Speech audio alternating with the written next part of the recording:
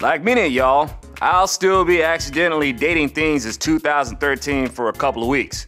And I reckon many of y'all are so sick of this administration that you may find yourselves accidentally dating things 2016, as if we can certainly expect a remedy in 2016. I hate to sound pessimistic, but I foresee the remedy being a lot like the medicine commercials we see. You know, where the side effects are worse than the problem you're trying to fix.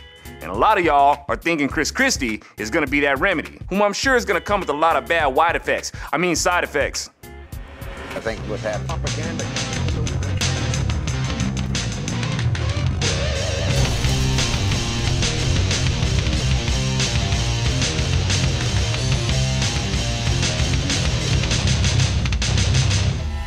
The establishment GOP says we need to avoid our social conservatism to gain victories. Yeah, I guess that doesn't really explain how Duck Dynasty is so successful, while not hiding from social conservatism at all. They shoot ducks, blow up beavers, grow their beards and hair long, stand for life and traditional marriage, and make sure to thank the Lord in every episode.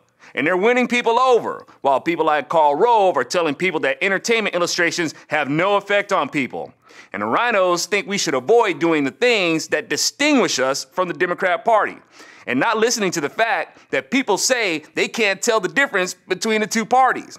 I'll remind you, Democrats don't tell Democrats to give up their social liberalism. So it's not them trying to be like us. So if we got rhinos telling us to ditch our social conservatism, then it can only mean that it's Republicans trying to be like Democrats. Which also means that what is failing in government is Democrat ideals aided by Republican enablers. Enablers who really think that they're enlightened because their plans consist of compromises under the guise of passive obstruction. Hey, I'm gonna let y'all in on a little secret. Compromising with bad ideas is a bad idea. But anyway, as long as liberals keep putting out bad movies like The Butler, things are just gonna get worse. It's so sad that rhinos don't seem to understand the effects of even bad movies. And liberals make lots of them, as well as good ones, but still with bad messages. But as the saying goes, if you tell a lie enough, people will believe it. And Hollywood is in the industry of mass producing make-believe.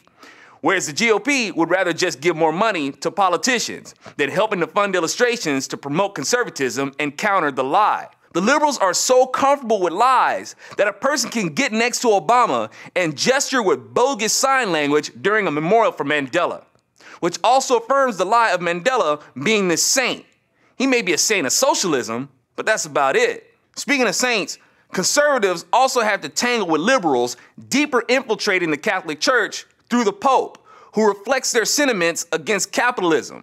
Rhinos say we need to avoid social conservatism and focus on fiscal policy, and they can't even defend or sell capitalism. And now liberals have taken an even deeper foothold to stigmatize capitalism with the Pope. I really hope y'all will get my audiobook, Weapon of Mass Destruction, and examine my chapter, The Case for Capitalism.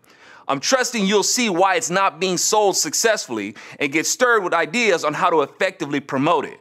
I'm hoping that a resolution for 2014 will be for Republicans to promote conservatism instead of shunning it, and stop falling for the idea that the Tea Party and people like Sarah Palin are the problem.